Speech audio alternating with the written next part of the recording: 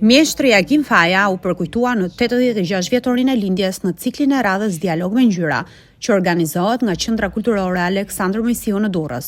Edhe tashmë që kanë kaluar 8 vjet nga vdekja e tij, Agim Faja vazhdon të jetë emblema e Shijakut për njeriu në veçantë që ai ishte, si piktor dhe historian për gjurmët që ka lënë në fondin e Galerisë së Arteve. E kujtojmë sot për gjithë krijimtarinë që Agim Faja ka realizuar, por edhe si një ilustrator i revistës për fëmijë Fatosja Betarja. Kështu që jetë gjatë kujtimit të artistit Agim Faja. Me shumë emocion dhe krenari shpreh djali i tij Ardit Faja, për të cilin krijimtaria artistike e Agimit ka lënë shenjën e tij të veçantë që çdo pikturë të njihet thjesht nga penelatat e artistit të madh.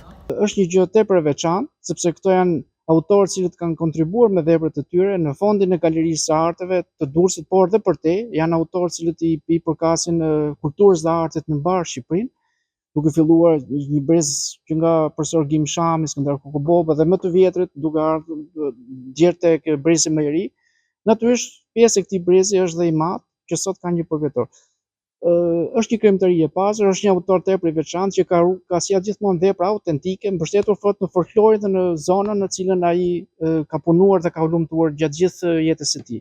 Krijimtaria e babit shtrihet në disa dekada, është marrë me ilustrimin, është marrë me pikturën, me fotografinë dhe ka krijuar gjininë e tij, ka lënë shenjën e tij që çdo pikturë njihet që nga penelatat e tij.